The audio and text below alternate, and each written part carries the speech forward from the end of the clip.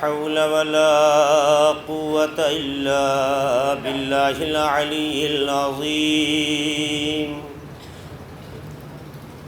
أعوذ بالله من الشيطان الرجيم. بسم الله الرحمن الرحيم. الحمد لله الذي أرسل رسوله بالهدى ودين الحق ليظهره على الدين كله ولو كره المشركون. الصلاة والسلام على سيدنا ونبينا وشفيع ذنوبنا وحبيب قلوبنا وطبيب نفوسنا ومولانا بالقاسم محمد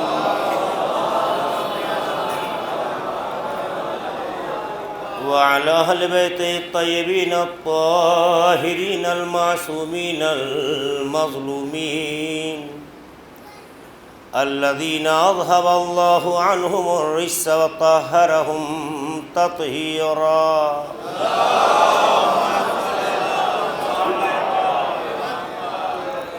ولعنة الله على أعدائهم وغاصبي حقوقهم ومنكري فضائلهم أجمعين من ليلنا هذا إلى قيام يوم الدين.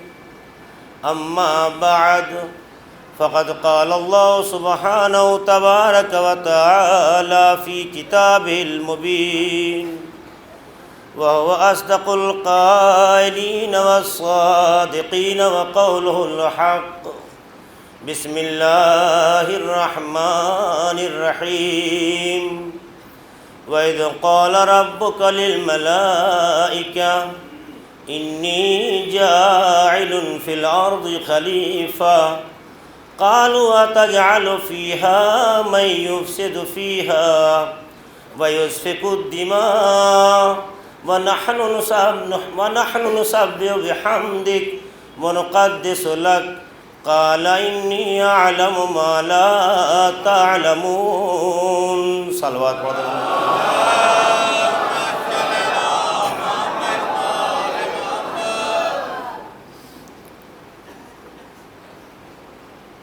حکومت نظام بشریت کے لیے ایک اہم پہلو ہے. کاروان بشریت ایک دوسرے کو حق کو ضائع نہ کر سکے، اس لیے ضروری ہے کہ حکومت کا وجود ہو تاکہ ہر ایک کا حق اسے حاصل ہو سکے، کسی کا حق ضائع نہ ہو. لیکن یہ حکومت کون کرے، یہ حق کسے حاصل ہے، ایک سوال ہے. میں انہی کچھ باتوں کو آپ کے سامنے رکھنا چاہتا ہوں. سورہ بقرہ کی آیت نمبر 30 سے 33 تک میں نے مکمل تلاوت کی ہے، اور آپ غور کیجئے گا کہ اس آیت میں جسے آپ نے ہزارہ بار پڑھا بھی ہوگا، سنا بھی ہوگا، پروردگار عالم نے کس طرح مطالب کے دریا اسی آیت میں رکھ دیے ہیں، اور بہت سے انسانی ضرورت سے متعلق مسائل کو اسی آیت کے ذریعے یا انہی آیتوں کے ذریعے اللہ نے مکمل کیا ہے، جواب دیا ہے. میں آپ کے سامنے پیش کرنا چاہتا ہوں. حالانکہ وقت بہت ہو چکا ہے، لیکن اس امام بارگاہ کا ایک امتیاز ہے کہ جہاں مجلس تاخیر سے ہی ہوتی ہے. ایک صلوات پڑھ دیں محمد آل محمد.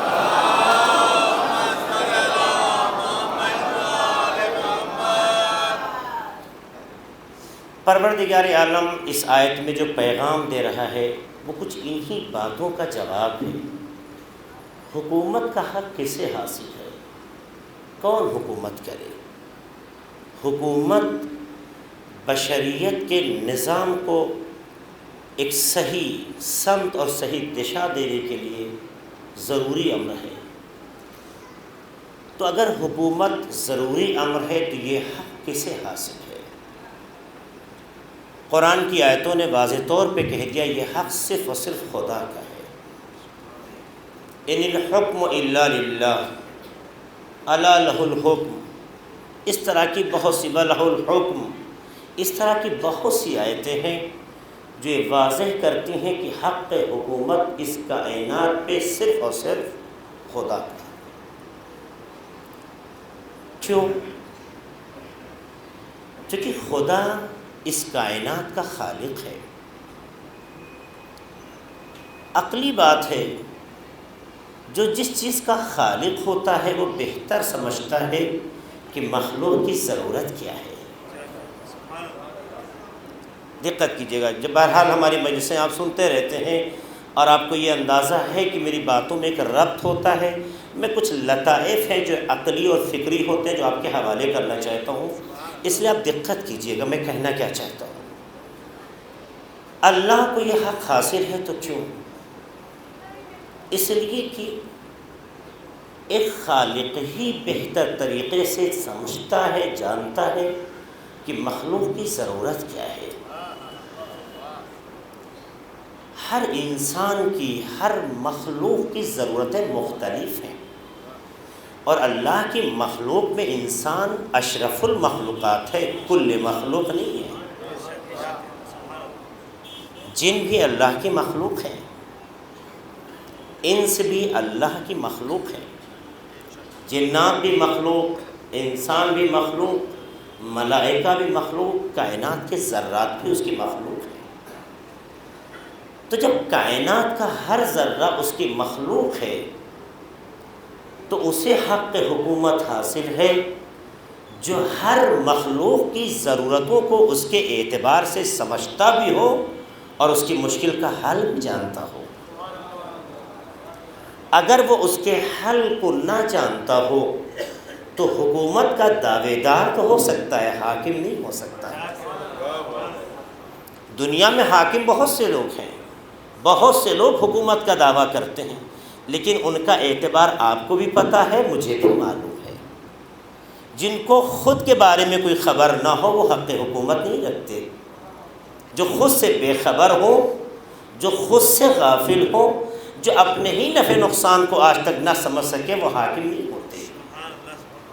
تو ضرورت یہ ہے کہ اس کائنات پر حکومت اس کی ہو جو کائنات میں موجود تمام مخلوقات کی ضرورتوں سے اتنا آشنا ہے جتنا خود اس مخلوق کے وجود سے۔ اس لیے کہ جب تک کوئی انسان کسی انسان سے آشنا نہ ہو تو اس کی ضرورت کو پہچانتا نہیں ہے۔ جتنی جتنی قربتیں ہوں گی اتنی ہی اس کی ضرورت سے آشنائی ہوگی۔ تو یہ بات مسلم ہے کہ اس کائنات پر حکومت کا حق اسے حاصل ہے جو اس کائنات کی شہرگ حیات ہو، جو اس کائنات کا خالق ہو، تاکہ کوئی مخلوق یہ نہ کہہ سکے کہ میری ضرورتوں سے غفلت ہو گئی، میری ضرورتوں سے غفلت ہو گئی، چاہے وہ انسان مخلوق کی شکل میں ہو، چاہے وہ جنات مخلوق کی شکل میں ہو، چاہے وہ کائنات کا ذرہ مخلوق کی شکل میں ہو۔ کائنات کے ذرات سے متعلق جتنی بھی چیزیں مخلوق کا عنوان رکھتی ہیں ان تمام کی ضرورتوں سے بھی آشنا ہو اور خود ان سے بھی آشنا ہو، اسی کو حق ہے کہ حکومت کرے۔ تو کائنات کے خالق نے بتایا کہ حق حکومت صرف خدا کو ہے، چونکہ وہی خالق بھی ہے اور وہی ضرورتوں سے آشنا بھی ہے۔ اس نے مخلوق پیدا کی ہے، اس نے انسان کو بنایا ہے، اس نے جنات کو بنایا ہے، اس نے کائنات کے ذرات کو بنایا ہے۔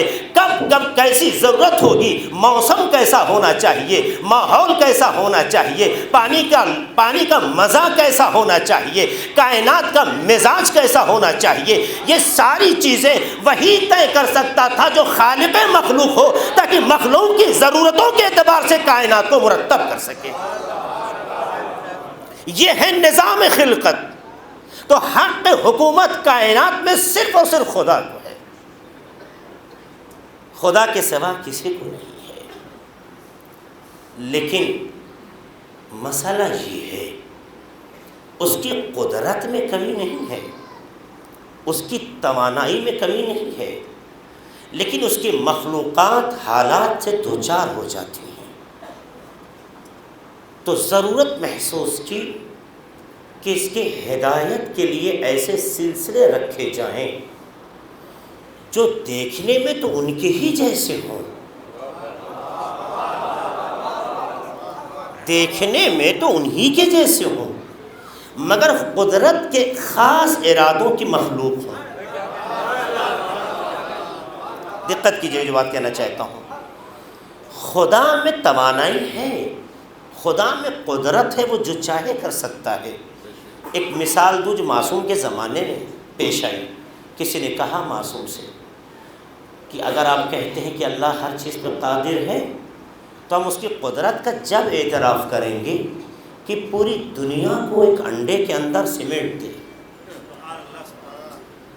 پوری کائنات کو، پوری دنیا کو ایک مرغے کے انڈے کے اندر سمو دے، سمیٹ دے۔ معصوم نے فرمایا اس کی قدرت میں کمی نہیں ہے، لیکن تم نے جس چیز کے اندر سمیٹنے کی بات کہی ہے اس میں ظرفیت نہیں ہے۔ تو پتہ چلا قدرت بھی ہو، ظرفیت بھی ہو، تب کمال حاصل ہوتا ہے۔ تو خدا کی قدرت میں کمی نہیں ہے، اس میں یہ طاقت پائی جاتی ہے کہ اس کائنات کو ذرہ بنا کے انڈے میں سمیٹ دے، یہ اس میں طاقت ہے، لیکن جس کے اندر چیز کو جانا ہے یہ اس کی ظرفیت میں، یہ ظرف نہیں ہے کہ اسے رکھا جا سکے۔ تو اس میں قدرت کی خطا نہیں ہے، ظرفیت کی کمی ہے۔ خدا جانتا تھا قدرت مرحلے کمال پہ ہے، لیکن قدرت کا مظاہرہ جہاں ہونا ہے وہاں وہ ظرفیت نہیں ہے جہاں قدرت کا کمال نمایاں ہو سکے۔ تو ضرورت یہ ہے اس کم ظرفی کو ظرف میں بدلنے کے لیے کچھ مخلوق کو بنایا جائے جو نمائندہ ہوں اس کے، اور وہ تمام کمالات کا مظہر ہو جو خالق کے ہوتے ہیں۔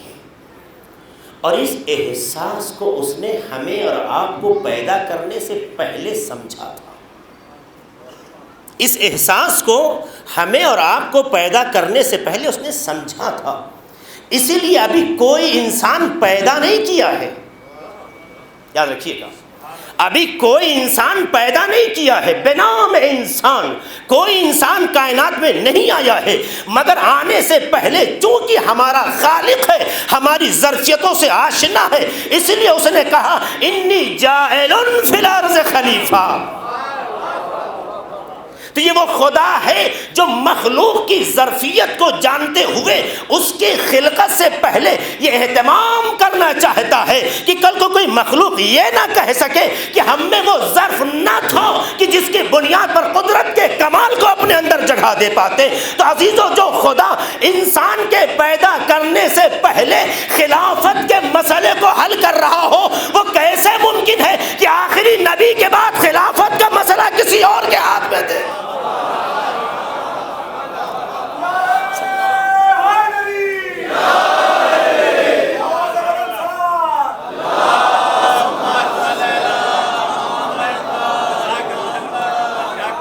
مل جل کے صلوات پڑھے محمد وآل محمد پر۔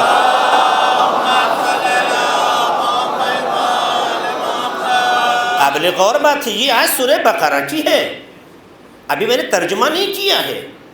اللہ نے اپنی مخلوق کی ظرفیت کو جانا سمجھا، جانتا ہے وہ، اس احساس کے تحت کہ میری مخلوق جو میرے کمالات کا مظہر بھی ہے، احسن تقویم کے منزل میں ہے، فتبارک اللہ، اللہ نے جسے اس اہتمام کے ساتھ پیدا کیا ہے کہ ایسا نہ ہو کہ کل کو اس کے ذہن میں یہ خیال پیدا ہو جائے ابھی بشر کا کارواں آگے نہیں بڑھا ہے، ابھی مرحلہ تکوین اور تخلیق میں ہے کہ کائنات کو اس طرح سے وجود عطا کرے کہ اس میں ایک انسان ہو۔ اس نے مخلوق کو پیدا کرنے سے پہلے اس کی ضرورت کا حل پیش کر دیا۔ کیا کہا؟ انی جاعل فی الارض خلیفہ، میں زمین میں خلیفہ بنانے والا ہوں۔ یعنی یہ خلافت کا مرحلہ پروردگار عالم نے انسان کے پیدا کرنے سے پہلے، پھر تاکید کر رہا ہوں چونکہ نتیجہ اہم ہے، اللہ نے اہتمام کیا۔ تو جو خدا انسان کے پیدا کرنے سے پہلے اس کی ضرورتوں کے پیش نظر خلافت کا اہتمام کرے، وہ کیسے ممکن ہے کہ خلافت کے سلسلے کو خاتم تک لے جا کے روک دے اور کہے اب اس کارواں کو تم سنبھالو؟ جو ہماری کم ظرفی کو مرحلہ خلقت سے پہلے آشنا ہے اور جانتا ہے، میری کمزوری کو جانتا ہے کہ بشر کتنا کم ظرف ہے، اسے اس کی کم ظرفی میں نہیں چھوڑتا ہے خدا، یہ اس کی حکمت کے خلاف ہے۔ تو ایک گفتگو ہو رہی ہے کہ کائنات کو ضرورت ہے ایک ایسے رہنما کی کہ جو دیکھنے میں اس کے جیسا ہو مگر خدا کے نزدیک اس کا اعتبار ممتاز ہو، دیکھنے میں بظاہر اس کے جیسا لگے پر وہ جتنا زمینی لگے اتنی ہی آسمانی نہیں ہو۔ وجہ کیا ہے؟ وجہ یہ ہے کہ اس آیت میں اللہ نے لفظ خلیفہ کہا ہے، فی الارض خلیفہ، زمین کے لیے خلیفہ، لیکن یہ نہیں کہا ہے کہ زمین کے لیے ہی خلیفہ ہے بس۔ ابھی میں اس کو ثابت کروں گا اسی آیت سے۔ خدا نے اس خلافت کو صرف زمین تک محدود نہیں کیا ہے، جہاں جہاں بھی اس کی مخلوق کا وجود ہے، چاہے زمین پر ہو چاہے آسمان پر ہو، وہاں وہاں نظام کی ضرورت ہے، تاکہ اگر قانون نہ ہو، نظام نہ ہو تو یہ تمام چیزیں سمٹ جائیں گی، اختلاف ہوگا، ٹکراؤ ہوگا، ضائع ہو جائیں گی۔ تو ضرورت ہے ایک ایسے نظام کی جو زمین کو بھی سنبھالے رکھے، آسمان کو بھی سنبھالے رکھے۔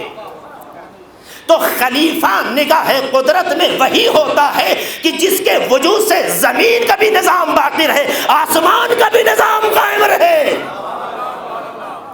ہر کوئی خلیفہ نہیں ہوتا ہے، خلیفہ الہی وہی کہلاتا ہے جو زمین کی بھی عزت ہو، آسمان کی بھی آبرو ہو۔ تو کائنات میں ایسا خلیفہ ہونا چاہیے جس کی وجہ سے زمین بھی قائم ہو، آسمان بھی قائم ہو، وہی خلیفۃ اللہ ہوتا ہے۔ لیکن قبل اس کے کہ میں اس موضوع کو آگے بڑھاؤں، ایک سوال ذہن میں آتا ہے، خلیفہ کی پریبھاشا کیا ہے؟ کیا ہے اس کی تعریف؟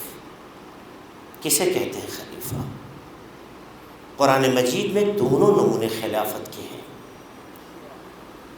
ایک لفظ ہے عربی میں خلف، ایک لفظ ہے سلف۔ سلف کہتے ہیں گزشتہ کو، خلف کہتے ہیں بعد کو۔ سلف گزشتہ، خلف بعد کو، اسی لفظ سے بنا ہے خلیفہ۔ کیا ڈیفینیشن، کیا ہے اس کا ارتھ؟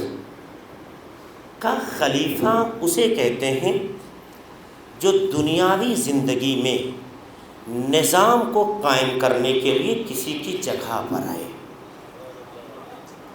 سنیے گا غور سے، میں تمام مفکرین کے نظریات کو جتنا ہمارے مطالعے میں آئے ہیں، میں نہیں کہتا کہ سب کچھ یہی ہے، اکٹھا کر کے آپ کے سامنے خلاصہ پیش کر رہا ہوں کہ کائنات میں نظام دنیا کو استوار رکھنے کے لیے، قائم رکھنے کے لیے جو کسی کی جگہ پر آئے، گزرے ہوئے شخص کی جگہ پر آئے، اسے کہتے ہیں خلافت، یا اس شخص کو کہتے ہیں خلیفہ۔ گزرے ہوئے کی جگہ پر، جو آگے نکل گیا ہو اس کی جگہ پر جو آئے، اور کس لیے آئے؟ امور دنیا کو سنبھالنے کے لیے، اسے کہتے ہیں خلیفہ۔ اور جو اس منصب کا وارث ہوتا ہے، اس منصب کا نام خلافت۔ تو کیا اللہ اس آیت میں اسی خلیفہ کی بات کر رہا ہے؟ انی جاعل فی الارض خلیفہ، میں زمین پر ایک خلیفہ بنانے والا ہوں۔ تو کیا ایسے ہی ہے کہ خدا گزر گیا، اس کی جگہ پر ایک جانشین آ رہا ہے اور نظام دنیا کو سنبھالنے کے لیے آ رہا ہے؟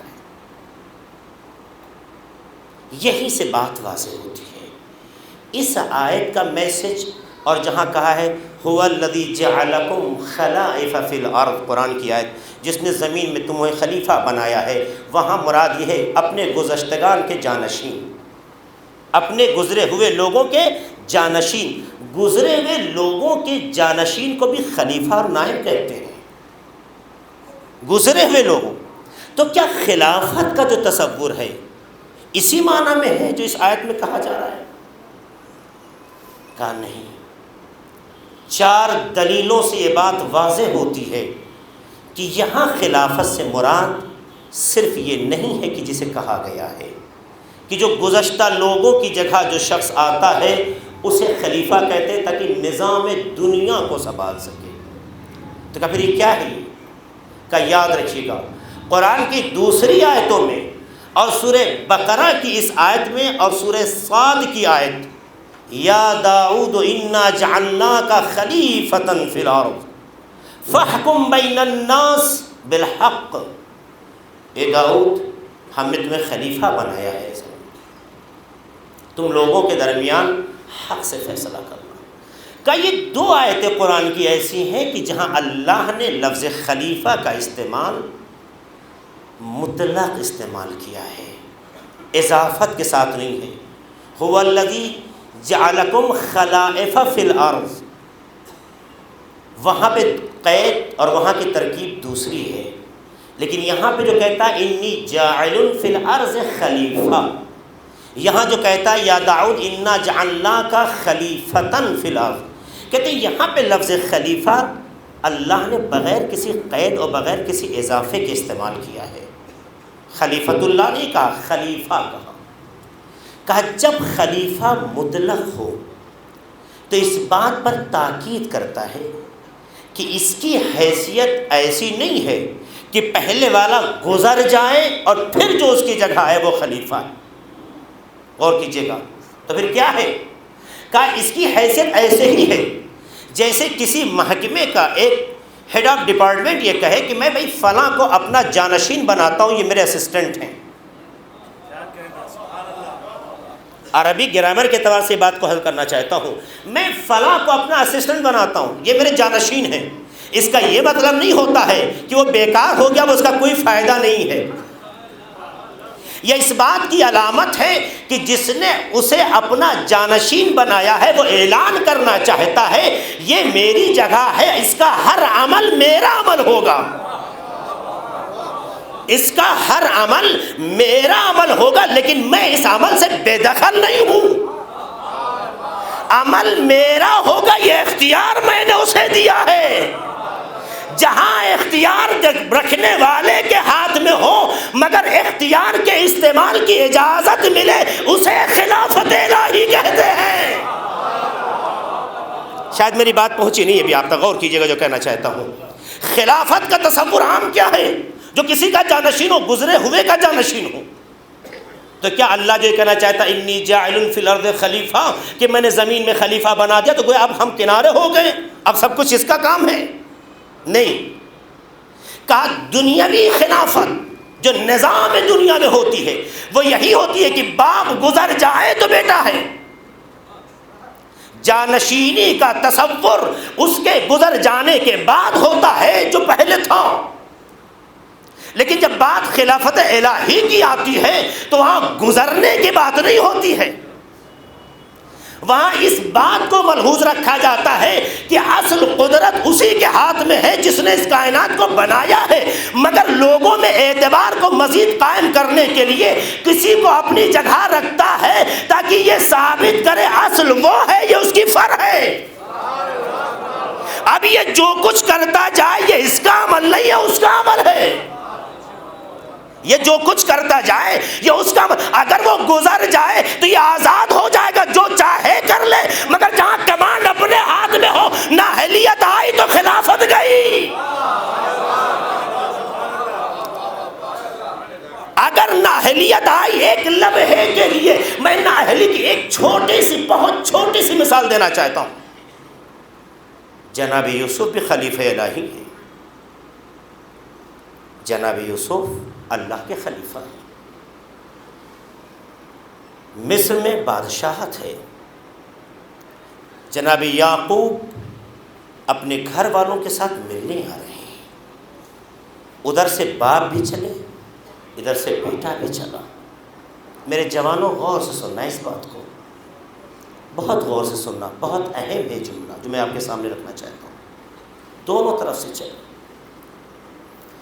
جب بیٹے کی نگاہ یعنی جناب یوسف کی نگاہ جناب یعقوب پہ پڑتی ہے تو یہ بھی گھوڑے سے ہیں، ادھر وہ پیدل آ رہے ہیں۔ روایتیں کہتی ہیں ایک لمحے کے لیے یہ سوچ لیا کہ میں اس وقت بادشاہ ہوں، کیا میں باپ کے احترام میں گھوڑے سے اتروں مناسب ہے؟ سنیے گا، ایک لمحے کے لیے ذہن میں تصور، کیا میں والد کے احترام میں اتروں یہ مناسب ہے؟ حالانکہ اترے بھی، گلے بھی لگایا، یاد رکھیے گا، اترے بھی گلے بھی لگایا، اس میں کوئی شک نہیں ہے کہ ان کے دل میں خدا نخواستہ کوئی بیماری نہیں تھی، نبی ہیں، معصوم ہیں، ان تمام امتیاز پہ ہونے کے باوجود بھی، لیکن خلافت کے لیے جو خدا نے حساسیت رکھی ہے، سنیے گا، نبی ہے نا، معصوم ہے، نہ نبوت میں شک نہ عصمت میں شک، ان کا یہ سوچنا گناہ بھی نہ تھا۔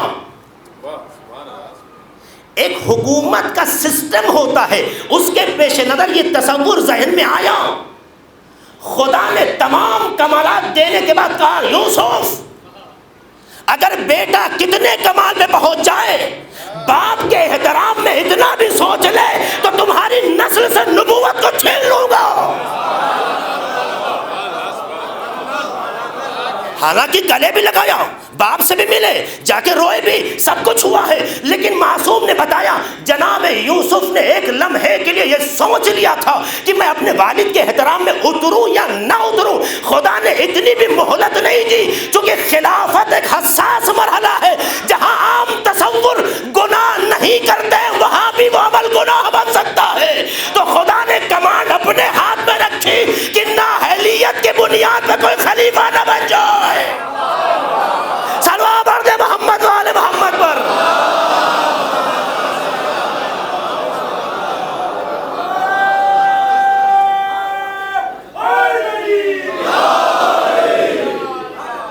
میرے بھائیوں اور جوانوں، آپ لوگ سلوات پڑھ کے اگر آگے آ جائیں تو بعض مومنین جو بہرحال وہاں بیٹھے میں تکلیف ہو رہی ہے، اللہم صلی اللہ۔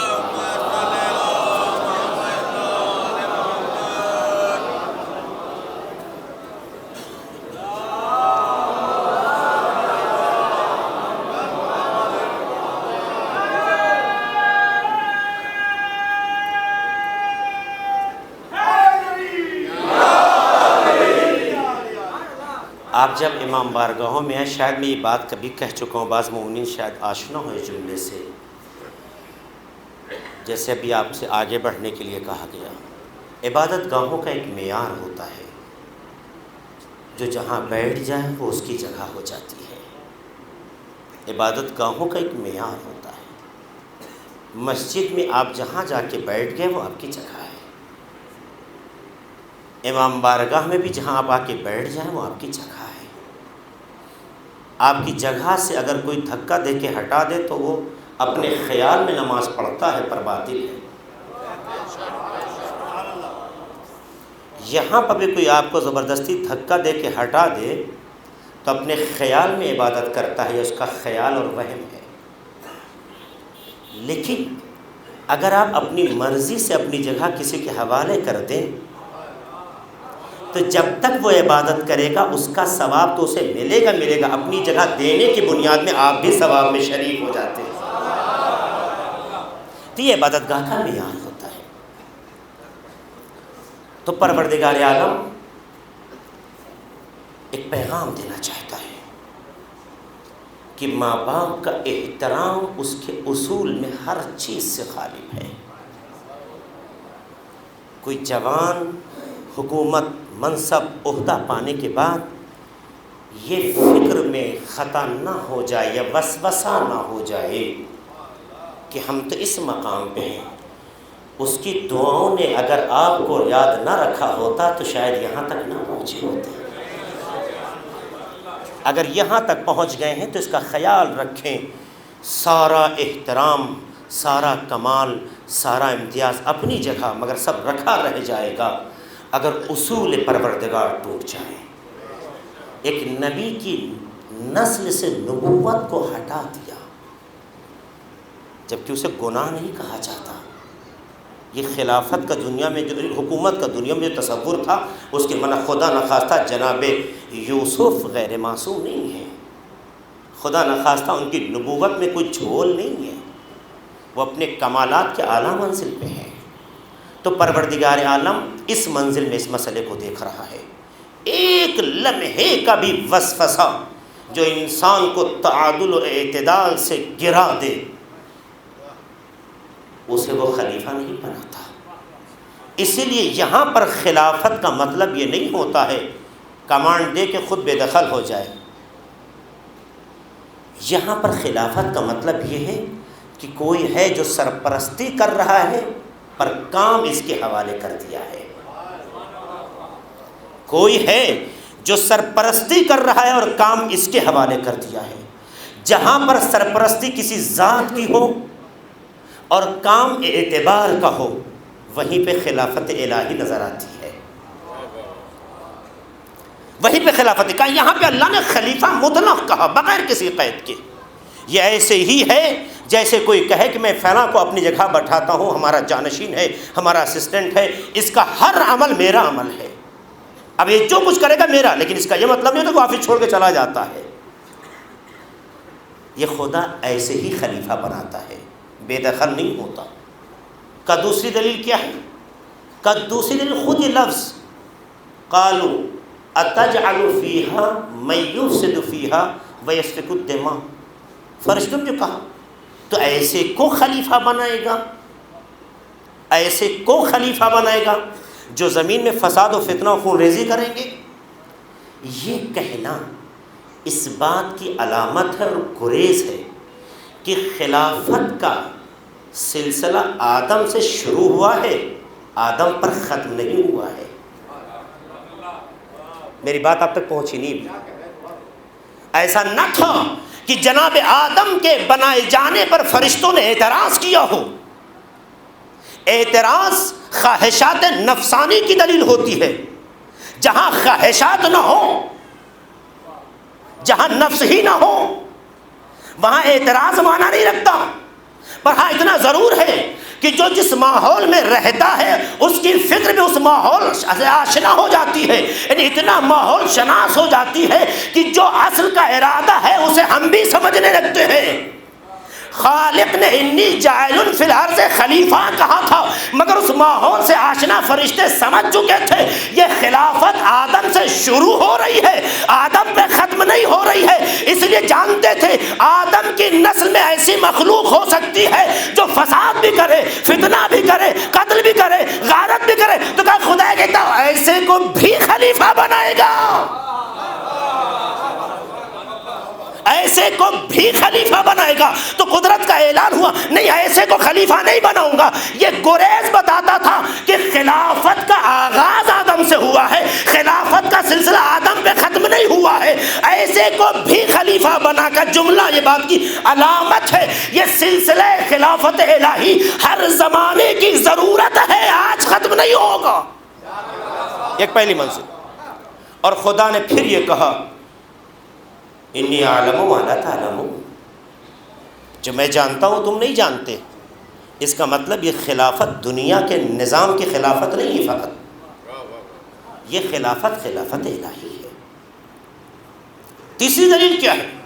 کیا تیسری دلیل یہ ہے کہ اگر دنیا کے نظام کے لیے خلافت تھی تو جب مخلوق ہوتی تب خلافت کی بات ہوتی، لیکن یہاں تو ابھی کوئی پیدا ہی نہیں ہوا ہے، اللہ خلیفے کا اعلان کر رہا ہے۔ اس کا مطلب یہ ہے یہ جس خلیفے کا اعلان ہو رہا ہے یہ خلیفہ دنیا نہیں ہے فقط، اور دنیا کے معیار کا خلیفہ نہیں ہے، یہ خلیفہ الہی ہے، یہ خلیفہ الہی ہے۔ کا چوتھی دلیل جس کی بنیاد پر یہاں پر خلافت سے مراد یہ ہے کہ کسی کی ایسی جانشینی کہ جو کچھ کرے وہی عمل ہو جو اس کا عمل کہلائے۔ کا چوتھی دلیل یہ ہے کہ خود جناب داؤد سے اللہ نے کہا یا داؤد انا جعلناک خلیفۃ فی الارض فحکم بین الناس بالحق. خلافت یوں ہی نہیں ہے، خلافت اگر ملی ہے تو ہر فیصلے کی بنیاد بھی حق ہونا چاہیے. جہاں فیصلے کی بنیاد حق پر ہو اور خلافت حق کی طرف رہنمائی کرے، یہ خلیفہ الہی ہوتا ہے، غیر الہی نہیں ہو سکتا. کا مراد یہ ہے کہ یہاں پر خلیفہ جو اعلان ہو رہا ہے، اللہ بتانا چاہتا ہے جسے میں بنانا چاہتا ہوں یہ کسی اور کا نہیں، میرا خلیفہ ہے. پھر ایک سوال یہ ہے کہ اگر خلافت کی بات واضح ہو گئی تو کیا خدا بشر کی ہدایت کے لیے خلافت کا محتاج، خلیفے کا محتاج تھا؟ ایک جواب میں دے چکا ہوں، لیکن قاضی بیضاوی نے جو تفسیر میں جملہ لکھا وہ سنانا چاہتا ہوں. اہل سنت مفسر کہتے ہیں خلیفہ جو لفظ آیا ہے، خلیف کا مطلب ہوتا ہے جانشین، قائم مقام، نائب. ہاں جو اس میں ہے بنی ہے جو چھوٹی، وہ کہتے ہیں مبالغے کے لیے ہے. پھر کہتے ہیں کہ یہ مسئلہ جناب آدم سے شروع ہوا ہے اور اللہ نے اس سلسلے کو ہر نبی میں رکھا. خود لکھتے ہیں ہر نبی میں رکھا. کیوں رکھا؟ تاکہ بشریت کی ہدایت ہو سکے، تاکہ لوگوں کے نفوس پر اس کی حکومت ہو سکے، نفسوں پر اس کی حکومت ہو سکے، تاکہ لوگوں کی ضرورتوں کو مکمل کیا جا سکے. تو کیا اللہ خلیفہ کو رکھنے کے لیے محتاج ہو گیا، نیاز مند ہو گیا، ضرورت مند ہو گیا کہ خلیفہ ہو؟ خود ہی وہ لکھتے ہیں تفسیر بیضاوی، جملہ سنیے بہت اہم ہے. کہتے ہیں تفسیر بیضاوی میں لکھتے ہیں کہ اللہ نے اگر کسی کو خلیفہ بنایا اور اس سلسلہ قائم رکھا نفوس مردوم پر، لوگوں کے نفسوں کے لیے، لوگوں کی ضرورتوں کے لیے، نظام کائنات کو کنٹرول رکھنے کے لیے اگر خلیفے کا سلسلہ قائم رکھا، تو اس کا یہ مطلب نہیں ہے کہ خدا نظام خلافت اور خلیفے کا محتاج ہے، بلکہ یہ اس لیے خلیفہ بنایا ہے کہ فیض الہی تک، جملہ سنیے گا، کہ فیض الہی تک لوگ نہیں پہنچ سکتے ہیں بغیر خلیفہ کو وسیلہ بنائے.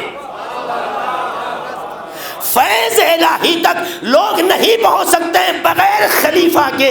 تو فیض الہی تک پہنچانے کا جو وسیلہ ہو اسے خلیفہ کہتے ہیں. تو ہر کوئی خلیفہ نہیں ہوتا ہے، دیکھنا یہ ہوگا کہ فیض الہی تک کا وسیلہ کون ہے. تو کم سے کم اتنا تو پتہ چل سکا کہ اللہ ہدایت کر سکتا تھا، مگر فیض الہی تک لوگ پہنچ نہیں سکتے تھے بغیر خلیفہ کے. تو وسیلے کو بدعت نہ کہو، فیض الہی تک پہنچانے کا وسیلہ ہوتا ہے. چلو آپ مرد محمد والے محمد پر.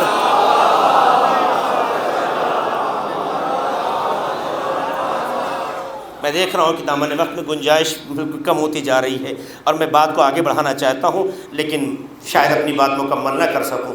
جلدی اپنی بات کو ختم کرنا چاہتا ہوں. خلیفہ کون کا؟ خلیفہ وہ شخص ہوگا جو اس آیت کے مطابق ہو. اس آیت نے کیا کہا؟ انی جاعل فی الارض خلیفہ، ایک جملہ. دوسرا جملہ یا داؤد انا جعلناک خلیفہ. کہا دونوں جگہ اللہ نے لفظ خلیفہ کو مطلق استعمال کیا ہے، کہیں قید نہیں لگائی. خلیفہ کس چیز میں بنایا، کس چیز کے لیے بنایا؟ ان چیزوں کے لیے خلافت ہے، ان چیزوں کے لیے نہیں ہے، ایسی کوئی قید آیت میں نہیں آئی ہے. کہتے ہیں کہ دونوں آیت میں اللہ نے خلیفہ بنا کر، اللہ نے لفظ خلیفہ کا استعمال کر کے یہ میسج دیا ہے کہ جب خلیفہ کا لفظ مطلق ہے تو جسے بھی خداوند عالم اپنا جانشین بنائے گا، اپنا نائب بنائے گا، اپنا قائم مقام رکھنا چاہے گا، اس میں وہ تمام کمالات ہونے چاہیے جو اصل میں ہے. کہا اس مطلق سے اگر اس میں کوئی قید ہوتی تو اسی قید کے اعتبار سے اس میں کمال ہوتے. اگر کوئی قید ہوتی تو اسی قید کے اعتبار سے کمال ہونا چاہیے. جب قید نہیں ہے، یہ مطلق ہے، بغیر کسی قید کے ہے، تو اس کا مطلب یہ ہوتا ہے کہ جو جو کمالات خلیفہ بنانے والے کے ہیں وہی کمال خود خلیفہ میں ہونا چاہیے. تمام کمال اسی اطلاق کے ساتھ مقید نہیں ہونا چاہیے، بس فرق اتنا ہوگا کہ اس کا کمال ذاتی ہوگا، ان کا کمال ادائی ہوگا۔ فرق یہ بنیادی ہے۔ خالق کا کمال، خلیفہ بنانے والے کا کمال اپنا ذاتی ہے، کسی کا عطا کیا ہوا نہیں ہے، لیکن جو خلیفہ ہوگا اس کا کمال اپنا ذاتی نہیں ہے، اس کا عطا کیا ہوا ہوگا، مگر وہ سارے کمالات ہونے چاہیے جو اس میں ہونا چاہیے۔ تو جو خلیفہ وہی ہوگا جس میں خلیفہ بنانے والے کے اندر کمالات پائے جانے چاہیے۔ اب ہم سے نہ پوچھو کہ کس خلیفہ میں کون سا کمال تھا، کس خلیفہ میں کیا کمال تھا، اب جیسا بنانے والا ہوگا۔ سلام علیہ محمد والے محمد پر۔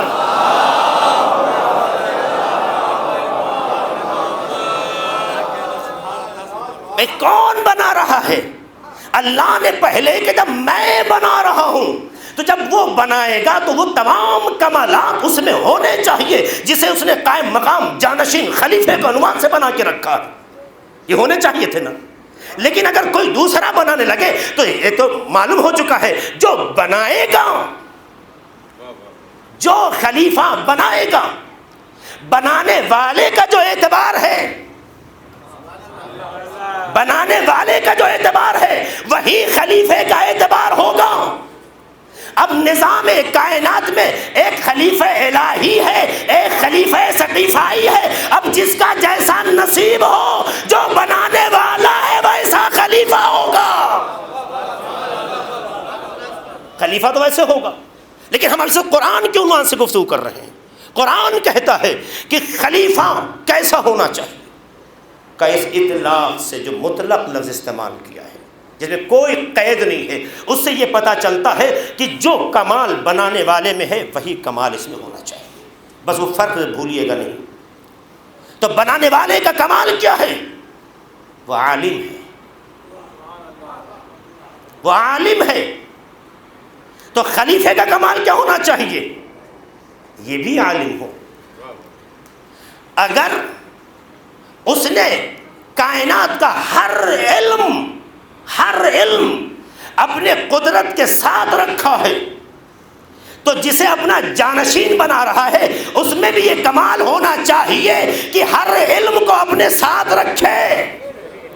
فرق اتنا ہے، اس کا ذاتی ہے، اس کا اعطائی ہے، پر علم کے لیے وہ تلاش نہ کرے، کتابیں نہ چھانے، جا کے کہیں پڑھے نہیں۔ اگر انسان پڑھے گا تو کسی ایک موضوع کا اسپیشلسٹ ہو سکتا ہے، بڑی کوشش کرے، ہم 2 کا بھی مان سکتے ہیں، مگر ہر سبجیکٹ کا ماہر نہیں ہو سکتا۔ جبکہ خلیفہ اگر خدا کا ہے تو بشر کی جیسی ضرورت ہے ویسی مہارت بھی ہونی چاہیے۔ بشر کی جیسی ضرورت ہے، جس فکر کا انسان آ جائے، جس خیال کا انسان آ جائے، اس کو ویسے جواب ملنا چاہیے۔ اس کا اگر دنیا سے علم حاصل ہوتا تو ذہن پہ زور لگاتا، سوچتا، مگر جب اعطائی مرحلے میں ہو تو بالکل جواب فوراً ملنا چاہیے۔ جبھی تو جب مولا کائنات سے کسی نے پوچھا کہ یہ بتائیے کہ آپ سارے سوالوں کا جواب فوراً کیسے دے دیتے ہیں، بڑا لمبا سوال، الجھانے والا سوال، یہی کہا تھا نا کہ کون سے ایسے جانور ہیں جو انڈے دیتے ہیں، کون سے جانور ایسے ہیں جو بچے دیتے ہیں۔ اس نے سوچا کہ سارا شجرہ علی گنائیں گے، نماز میں تاخیر بھی ہو جائے گی، اپنے اول وقت میں پہنچ بھی نہیں پائیں گے، لیکن وہ بھول بیٹھا سقیفائی خلیفہ نہیں ہے۔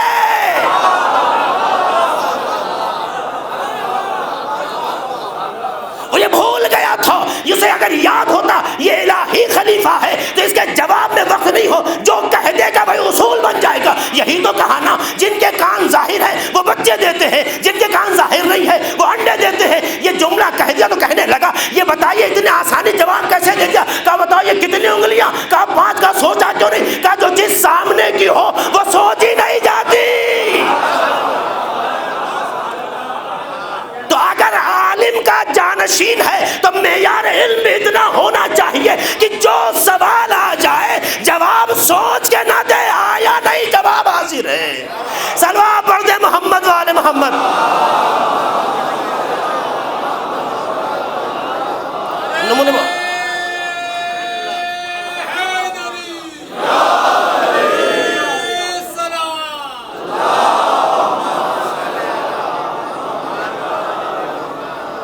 بات اس کی ہے کہ خلیفہ کس کا ہے.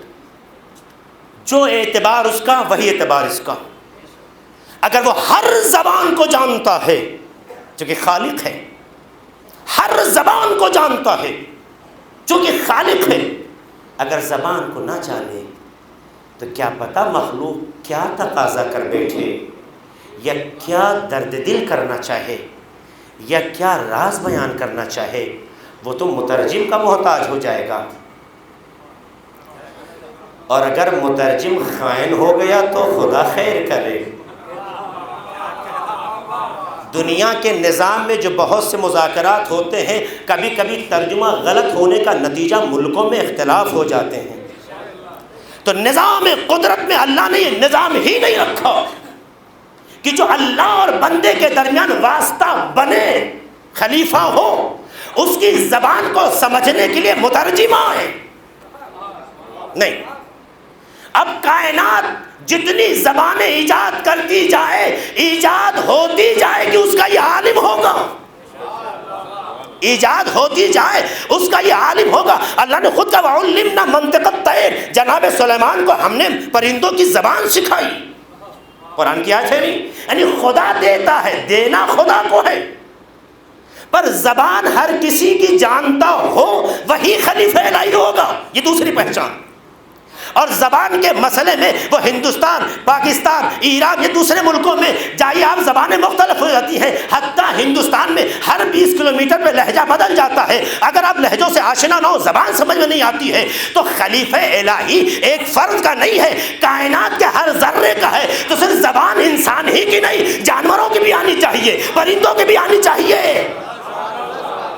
انسانوں کی بھی آنی چاہیے، پرندوں کی بھی آنی چاہیے، جانوروں کی بھی آنی چاہیے. زبانیں کم ہو سکتی ہیں، اس کا علم کم نہیں ہو سکتا. چونکہ نمائندہ اور خلیفہ اس کا ہے جو ہر زبان سے آشنا ہے. تو ہم نے دیکھا مسجد کوفہ ہے، سنیے گا عزیزو، مسجد کوفہ ہے، مولا کائنات خطبہ دے رہے ہیں. ہم نے دیکھا ایک سانپ ہے بیچ میں چلا آ رہا ہے. ہوتا تو یہ ہے کہ کہا جاتا ہے، سائنس بھی کہتی ہے، سانپ یوں حملہ نہیں کرتا ہے، جب خطرہ محسوس کرتا ہے تو وہ حملہ کرتا ہے. لیکن ایک مسجد ہے، مسجد کوفہ ہے، بھری ہوئی ہے، مجمع عام سے گزرنا ہر آن خطرہ ہوتا ہے. مگر یہ سانپ کیوں چلا آ رہا ہے؟ یہ اس لیے چلا آ رہا ہے، اسے پتا ہے بزم کس کی ہے. وہ بزم اس کی ہے جو ایک چونٹی پہ بھی ظلم نہیں کرتا، تو سانپ پہ ظلم کیسے ہوگا؟ اسی اعتماد سے چلا آتا ہے اور منبر تک پہنچ جاتا ہے، گفتگو ہونے لگتی ہے، اس کے بعد واپس چلا جاتا ہے. لوگ تعجب سے دیکھ رہے ہیں بات کیا ہوئی. عزیزوں تو پتا چلا جو اللہ کا خلیفہ ہوگا وہ ہر زبان سے آشنا ہوگا، وہ نہیں جو اپنے معاشرے کی زبان بھی نہ سمجھے. صلوات پڑھ محمد و آل محمد پر.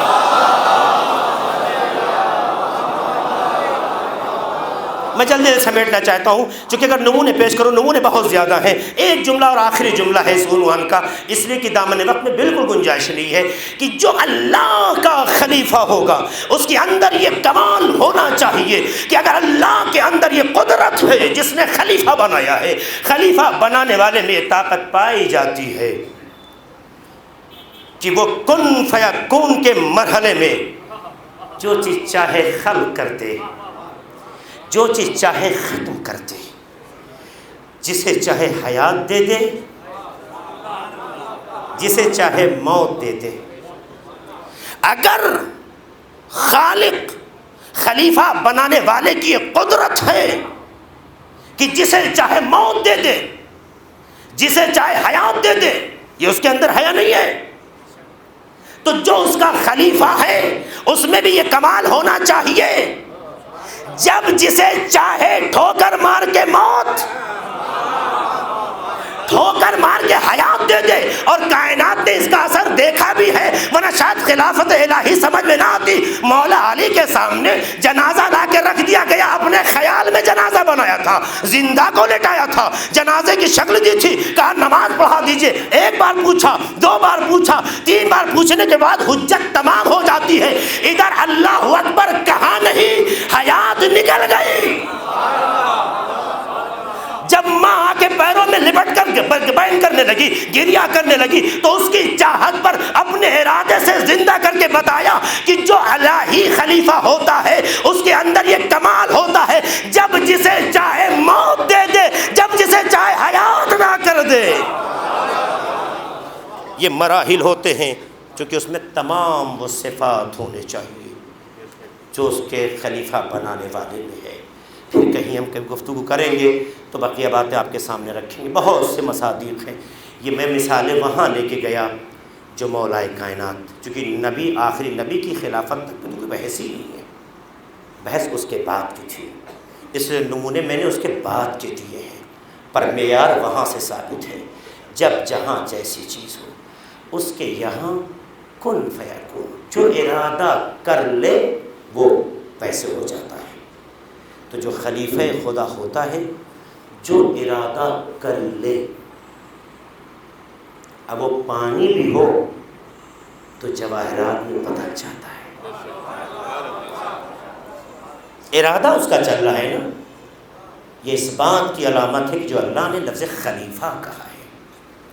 اب بات سمجھ میں آئی کہ خلیفہ بنانے کی کوشش مت کرو، ورنہ اپنے معیار کا بناؤ گے الہی نہیں ہوگا۔ تو جو تمہاری کمیاں ہیں وہ اس میں بھی رہیں گی۔ تم اگر کسی کا انتخاب کرتے ہو تو اپنے اعتبار سے اچھا سمجھ سکتے ہو، کائنات کے لیے بھی اچھا ہو، یہ کیسے ثابت کر سکتے ہو؟ اس لیے اللہ نے کہا یہ کام انتخاب سے نہیں انتصاب سے حل ہوگا،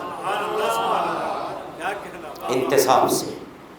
اور یہ بھی کہہ دیا، یہ بھی نمونہ دے دیا، ہمت مت کرنا خود سے بنانے کی۔ اس لیے جناب موسیٰ نے بھی قرآن نے نقل کیا ہے، سورہ طٰہٰ کو پڑھیے، سورہ طٰہٰ میں ایک سلسلہ وار گفتگو ہے۔ سورہ طٰہٰ میں ملتا ہے کہ جناب موسیٰ کو بھی ضرورت محسوس ہوئی ایک جانشین کی۔ کیا کہا؟ رب اشرح لی صدری ویسر لی امری واحلل عقدۃ من لسانی یفقہوا قولی۔ خدایا یہ مشکلات ہیں، سینہ کشادہ کر دے، میرے کام کو آسان کر دے، میری زبان میں لکنت نہ ہو، وغیرہ وغیرہ۔ اس پر کہتے ہیں وَاجْعَلْ لِي وَزِيرًا مِّنْ أَهْلِي، وَاجْعَلْ لِي وَزِيرًا مِّنْ أَهْلِي ہارون اخی۔ دقت کیجیے گا آخری جملہ اس سلسلے کا، جناب موسیٰ کو ٹمپریری طور پر کچھ لمحے کے لیے ضرورت پڑی جانشینی کی، تو چونکہ یہ منصب خدا کا تھا تو جو جانشین بھی رکھا اپنی مرضی سے نہیں رکھا، جا کے خدا کی بارگاہ میں دعا کی، خدایا میری یہ ضرورتیں ہیں، مجھے وزیر دے دے۔ البتہ جملے میں ایک بڑا لطیف جملہ ہے، وَاجْعَلْ لِي وَزِيرًا مِّنْ أَهْلِي، میرا وزیر میرے اہل بیت سے ہو۔ میرا وزیر بھی بیگانہ نہیں ہو سکتا، تھوڑی دیر کے لیے بھی اگر وزیر بنے گا تو بیگانہ نہیں، اہل بیت سے ہونا چاہیے۔ جناب موسیٰ کا جملہ ہے نہیں، من اہلی، اہلی کا ترجمہ دیکھیے اہل بیت ہے، جناب موسیٰ کے لیے میرے اہل بیت۔ اللہ بھی کہتا ہے قد اوتیتا سؤلک یا موسیٰ، اے موسیٰ جو تم نے خواہش کی تھی وہ میں نے مکمل کر دی۔ جناب موسیٰ نے بھی اللہ کی خلافت پانے کے بعد کچھ لمحے کے لیے بھی اگر کسی کو اپنی جگہ رکھنا چاہا یا ساتھ لینا چاہا، بے عنوان قائم مقام، بے عنوان جانشین، بے عنوان وزیر، تو خود سے انتخاب نہیں کیا، جا کے بارگاہ خدا میں دعا کی، جا کے بارگاہ خدا میں دعا کی، اور خدا نے دعا مکمل کر کے بتایا کہ تھوڑے لمحے کے لیے بھی ہم اپنے نظام کو تمہارے اختیار میں نہیں دیں گے، ہمارے خلیفہ ہو تو میری مرضی کے مطابق ہی جانشین ہوگا۔ میری مرضی کے مطابق ہی جانشین ہوگا۔ تو رب اشرح لی صدری کہا تو عزیزو جہاں رب اشرح لی صدری کی دعا ہو وہاں یہ نظام دکھتا بتاتا ہے کہ اللہ کی مرضی ہے تبھی جانشینی کسی کو مل سکتی ہے، اپنی رضا سے کوئی جانشین نہیں بنا سکتا، خدا سے پوچھنا ہوگا، پوچھنا پڑے گا۔ تو کیا رسول نے بھی پوچھا؟ رسول بھی یقیناً پوچھتے، اگر خدا نے الم نشرح لک صدرک نہ کہا ہوتا تھوڑی دیر کے لیے بھی اپنی جگہ کسی کو رکھنا ہوا وہاں سے اجازت لی۔ یہ نمونہ قرآن میں ہے۔ یاد آیا آپ کو جہاں پر رب اشرح لی کی دعا ہوتی ہے وہاں اللہ کی مرضی جاننی ضروری ہوتی ہے۔ جہاں الم نشرح کی سند ہوتی ہے وہ علامت ہوتی ہے کہ رضا کے بغیر وہاں کام ہی نہیں ہے۔ تو وہاں اعلان ہے فَإِذَا فَرَغْتَ فَانْصَبْ، وہاں یہ نہیں ہے کہ اب دعا مانگو، جب تمہاری زندگی کے آخری لمحات تو نصب کر دو۔ یہی فرق ہے الہی خلافت میں اور آدمی کی اپنے بنائے ہوئے خلیفہ میں۔ اگر اللہ کا خلیفہ ہے تو معیار نہیں ٹوٹنا چاہیے، معیار ٹوٹ گیا تو جیسا بنانے والا ہوگا ویسے ہی خلیفہ ہوگا۔ اب کائنات اور تاریخ اسلام میں ستم ظریفی کے سوا کچھ نہ ہوگا، لیکن اگر الہی خلیفہ ہوگا تو چاہے زمین میں ہو آسمان کا پتہ دے گا، آسمان پہنچ جائے تو زمین کا پتہ دے گا۔ سارے نمونے آپ کے سامنے ہیں۔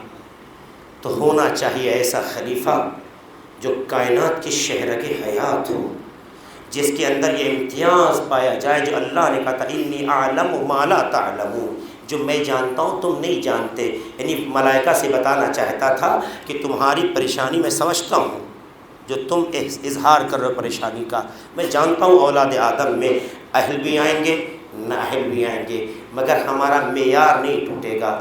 جو قاتل ہوگا وہ خلیفہ نہیں ہوگا، جو مفسد ہوگا وہ خلیفہ نہیں ہوگا۔ یہ اللہ نے واضح لفظوں میں کہہ دیا۔ اے کاش ابو بکر بغدادی نے آیت کو صحیح سے پڑھا ہوتا تو کبھی خود کو خلیفہ نہ کہتا۔ شاید میں اپنی بات اب تک پہنچا نہ سکا۔ ابو بکر بغدادی نے اگر اس آیت کو صحیح سے پڑھا ہوتا تو خود کو خلیفہ نہ کہتا، کیونکہ خلیفہ وہ نہیں ہوتا جو گردن کاٹے، خلیفہ وہ نہیں ہوتا جو قاتل ہو، جو قاتل ہوگا وہ انصاف کیا دے گا، جو خود مفسد ہوگا وہ اصلاح کرے گا۔ انسان ایسا ہونا چاہیے کہ اگر کسی کے جرم کی سزا دے تو مجرم بھی قصیدہ اس کا پڑھے جس نے سزا دی ہو۔ خلیفہ ایسا ہونا چاہیے۔ گردنیں کاٹ کے زندگیاں چھینی جا سکتی ہیں، اصلاح نہیں ہو سکتی ہے، لیکن سلام اس خلیفہ الہی پر اگر غلطی پر انگلی کاٹی ہے تو یہ قصیدہ پڑھ کے جا رہا ہے، سلام اس علی پر جس نے دنیا میں ہمارے جرم کی سزا دے کر ہمیں آخرت کے عذاب سے بچا لیا۔ صلوات پڑھ دے محمد و آل محمد پر۔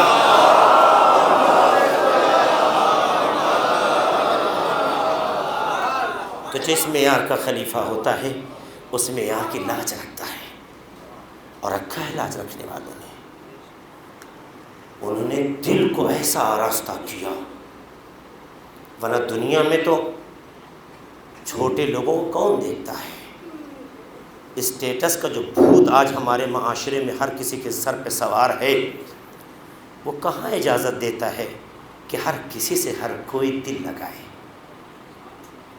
یا ہر کسی کو اپنے سے قریب لائے۔ لیکن جو خلیفہ الہی ہوتے ہیں وہ اپنے کردار سے معاشرے کے سب سے نچلے طبقے کو ایسا سنوار دیتے ہیں کہ وہ ہادی امت بن جاتا ہے۔ معاشرے کے نچلے طبقے کو ایسا سنوار دیتے ہیں۔ کب کس نے غلاموں کو اہمیت دی سوائے کچھ گھرانوں کے جو خلیفہ الہی ہیں؟ ہر ایک نے غلام کو تو آلہ کار سمجھا، ہر ایک نے تو اسے سوائے خون بہانے، پسینہ گرانے، جان دینے، اس کے سوا اس کو اہمیت نہیں دی۔ لیکن جو خلیفہ الہی ہوتے ہیں معاشرے میں اپنے کو گرا ہوا احساس کرنے والے لوگوں کو بھی ایسا سنوار کے جیالے بنا دیتے ہیں کہ وہ ہادی امت ہو جاتے ہیں۔ واقع کربلا کے بعد امام زین العابدین علیہ السلام نے یہی کیا۔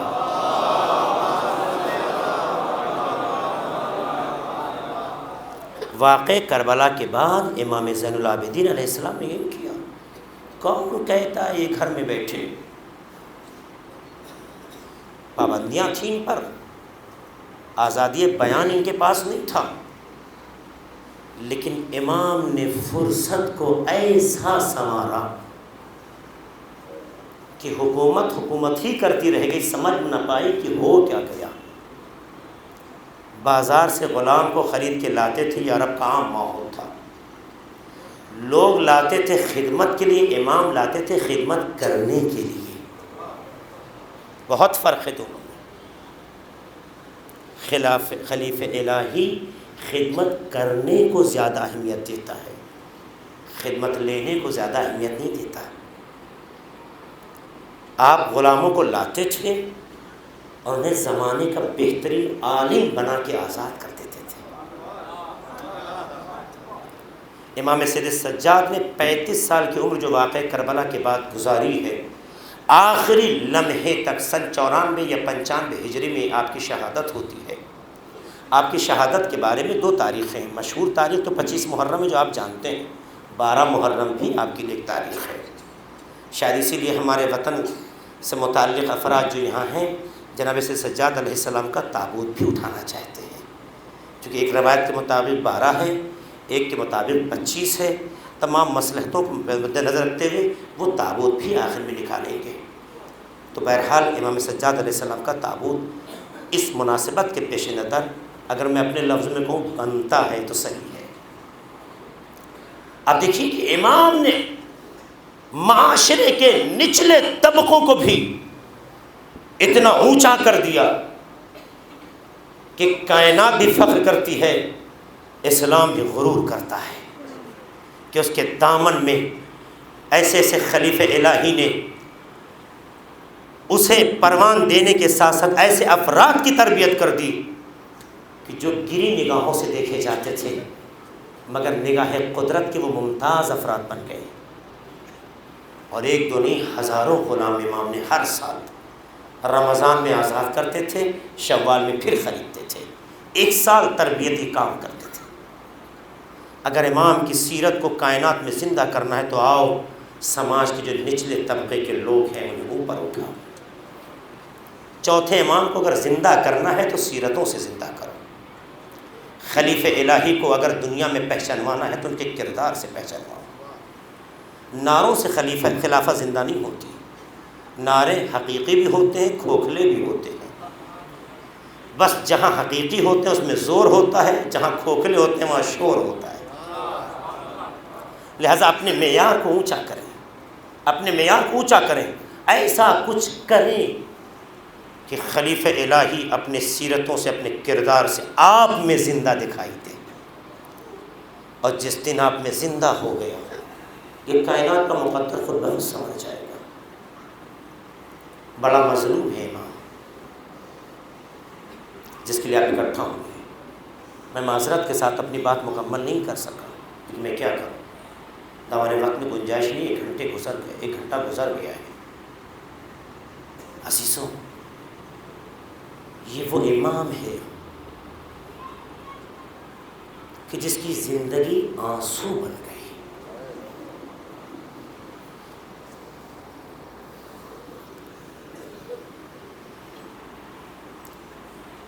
انصاف سے بتائیے، واقعی کربلا 61 ہجری میں ہوا، 61 ہجری میں 1370 سال سے آگے زمانہ گزر گیا۔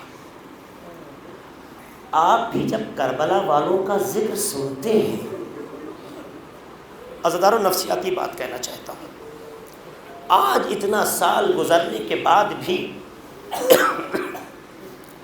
جب کربلا والوں کا تذکرہ ہوتا ہے، کوئی جناب قاسم کی مصیبت پڑھ دے تو آپ کا دل پھٹتا ہے، کوئی جناب علی اکبر کی شہادت پڑھ دے تو کلیجہ دہلنے لگتا ہے، کوئی جناب عباس علیہ السلام کی شہادت کو بیان کر دے تو آنکھوں سے آنسوؤں کے سیلاب مٹ آتے ہیں.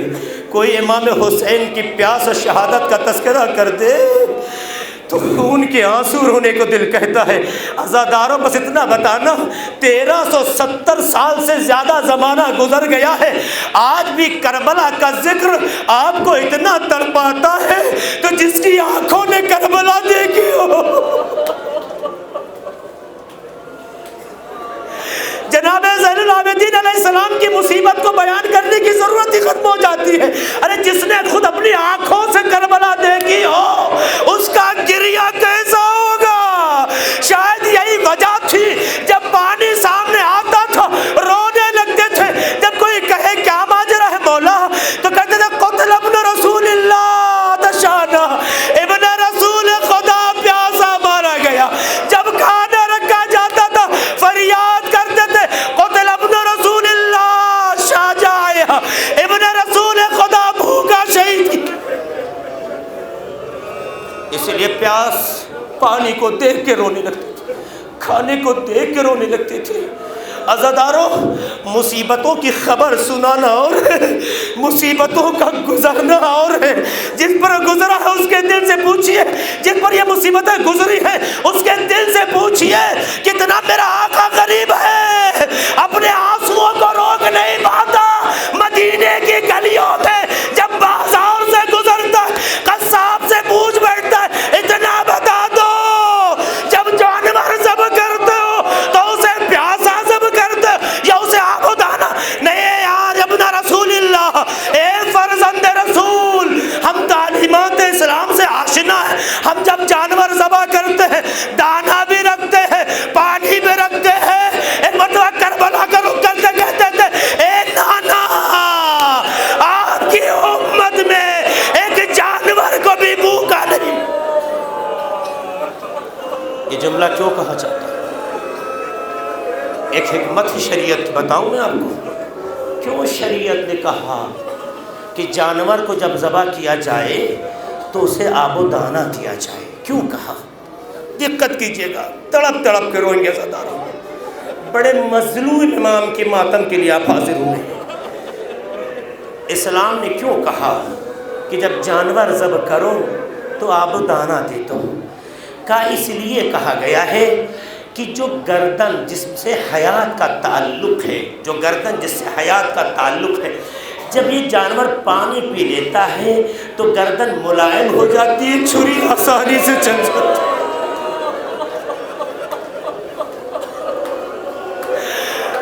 یہ گردن جب یہ پانی جاتا ہے, جب تراوٹ ہوتی ہے تو آسانی سے چھری چل جاتی ہے. ارے کیسا مظلوم امام, شاید یہی وجہ تھی کہ کربلا میں شبر نے خنجر. اب سمجھ میں آیا آپ کو شبر نے خنجر اتنی بار کیوں پھیرے؟ امام کا گلا نہیں کٹ رہا تھا. کتنا خوش گلا حسین ابن علی کا کرب.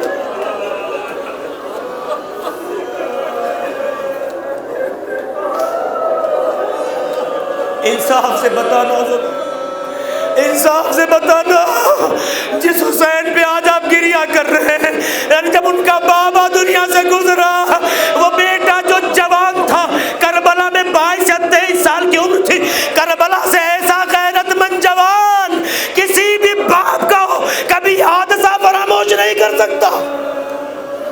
سنیں گے امام کی مصیبت میں ایک جملہ بھی ملتا ہے. جب مدینے میں کسی غریب مسلمان سے ملاقات ہوتی تھی, سنیے گا, جب مدینے میں ان آنسوؤں کے ساتھ ایک جوان کی صحت کے لیے ایکسیڈنٹ ہو گیا, دعا کے لیے کہا گیا. آپ ذہن میں دعا کے لیے تصور رکھیے گا, میں اس جوان کا نام نہیں لے سکوں گا, مصائب ہو رہا ہے, لیکن آپ انہی آنسوؤں کے ساتھ اس کے حق میں بھی دعا کیجئے گا. اے عزادارو, جب کوئی مدینے میں آتا تھا اور غریب مسافر ہوتا تھا تو امام سے پوچھتے تھے بھائی یہ بتاؤ. عزادارو اس میں میسج بھی ہے, درد بھی ہے. یہ میرا امام بہت تڑپا ہے کربلا سے لے کر آخر عمر تک. جناب زینب سلام اللہ علیہا بھی بہت تڑپی ہے، لیکن کربلا کے بعد بہت زیادہ جی نہیں ہے. 2 سال 3 سال ایسے زیادہ زندگی نہیں، لیکن کربلا کے ایک واحد مسافر تھا جو 35 سال اپنے بابا پہ تڑپتا. تو سنیں گے جب کوئی مدینے میں آتا تھا اس سے پوچھتے تھے بھائی یہ بتاؤ اگر تمہارے یہاں کوئی مر جاتا ہے تو کیا کرتے ہو؟ تمہارے یہاں کوئی مر جاتا ہے تو کیا کرتے ہو؟ کہا آقا یہ کوئی پوچھنے کی بات ہے؟ ہم مسلمان ہیں، جب ہمارے یہاں کوئی مرتا ہے تو اسے غسل کفن دیا جاتا ہے، کفن پہناتے ہیں، بڑے اہتمام سے تشییع جنازہ کرتے ہیں. کہا تم غریب ہو، مسافر ہو، کیا ایسے ہی تمہارا ہوتا ہے؟ کہا ہاں مولا میرے ایسے ہی ہوتا ہے. اسلام کی یہی تعلیم ہے. مدینے کے کبھی رک کرتے تھے، کبھی کربلا کا رک کر کے کہتے تھے اے جد رسول، اے بابا حسین، نجف کی طرف رک کر کے ارے غریب کا بھی جب جنازہ ہوتا ہے اسے غسل و کفن دیا جاتا ہے، لیکن میرا بابا کربلا میں اس کے جسم پہ کفن بھی نہیں چھوڑا. یہ عزادارو غضب ہو گیا. میرے بابا کے جسم پہ کفن بھی نہیں چھوڑا گیا. میرے بابا کی تشییع جنازہ تو دور کی بات ہے، ارے جنازوں پہ گھوڑے دوڑائیں گے.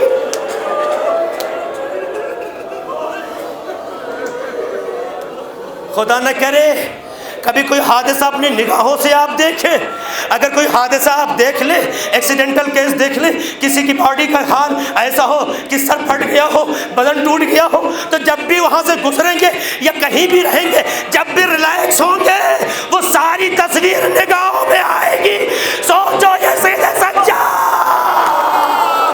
ایسا غیرت مند امام جتنا زندہ رہا، یہ کربلا کی تصویر، یہ کربلا کی تصویر کبھی نگاہوں سے غائب نہیں ہوتی تھی. تبھی تو جب پانی دیکھے تو فریاد، کھانا دیکھے تو فریاد، بازار میں نکلے تو فریاد، مسلمان کو دیکھے تو فریاد. منہال کو رہا نہ گیا، آقا آقا اتنا گریہ کیوں کرتے ہیں؟ آقا اتنا گریہ کیوں کرتے ہیں؟ آقا شہادت تو آپ کی میراث ہے. کہے منہال تم نے انصاف نہیں کیا، تم نے انصاف نہیں کیا. یعقوب کا ایک یوسف، حضرت یعقوب کا ایک یوسف مرا نہیں، نگاہوں سے اوجھل ہوا تو اتنا روئے جناب یعقوب کہ آنکھ سفید ہو گئی. ارے کربلا میں ہمارے 12 یوسف، کربلا میں ہمارے 12 یوسف، کئی علی اکبر کی شکل میں، کئی قاسم کی شکل میں، کئی عباس کی شکل میں، کئی اولو محمد کی شکل میں، جس کی نگاہوں کے سامنے 18 یوسف مار دیے. ایسا امام. میں ایک جملہ کہتا ہوں یہاں پر جو میں ضرور کہنا چاہوں گا. اے دشمنوں، اے یزیدیوں، تمہیں ضرورت نہیں تھی ہاتھوں میں ہتھکڑی پہنانے کی، پیروں میں بیڑی ڈالنے کی، گلے میں خاردار توڑ ڈالنے کی. تمہیں ضرورت نہ تھی. یہ تو وہ غیرت مند بیٹا تھا جب کربلا دیکھی تو جسم کی توانائی ختم ہو گئی. ارے یہ بابا پہ گریہ کرے یا تم پہ حملہ کرے، مگر عزادارو چین سے نہیں رہنے دیا، چین سے نہیں رہنے دیا. گلے میں توق نہیں، خاردار توق ڈالا گیا، گلے میں خاردار توق ڈالا گیا، پیروں میں بیڑیاں پہنائی گئی. بیڑیاں بھی ایسی ویسی نہیں، ایسی بیڑی پہنائی گئی کہ بعض روایتیں کہتی ہیں، سوگنامہ اہل محمد کہتے ہیں، وہ لکھتے ہیں اس مقتل میں موجود ہے کہ جب سید سجاد علیہ السلام اس دنیا سے گزرے ہیں اور امام محمد باقر علیہ السلام انہیں غسل دے رہے تھے تو ایک مرتبہ پردہ ڈال دیا گیا. آپ غسل دیتے رہے، 5 ہم غسل دے رہے تھے، غسل دیتے دیتے اتنا تڑپ تڑپ کے ماتم کرنے لگے کہ سسکیاں بندھ گئی، سسکیاں بندھ گئی. امام تڑپ تڑپ کے فریاد کر رہے تھے. راوی کہتا ہے میں نے امام کو کبھی اتنا تڑپتے نہیں دیکھا. اس وقت کچھ نہ کہہ سکا. کچھ دن گزر گئے، بعد ایک دن میں ملا، میں نے کہا آقا اپنے بابا کو غسل دیکھتے وقت ارے آپ اتنا تڑپ کے کیوں روئے؟ کہا پتہ ہے تمہیں، جب میں نے اپنے بابا کے جسم سے 35 سال کے بعد جب بابا کے جسم سے لباس اتارا تو گلے پہ خاردار تو کے نشان، پیروں میں بیڑیوں کے ساتھ، ارے کمر میں جو لنگر تھا اتنے زخم ڈالے تھے کہ بابا کا جسم نیلا پڑ گیا۔ الفت ہے اہل بیت کی سرمایہ نجات، یہ قول مصطفیٰ بھی ہے، حکم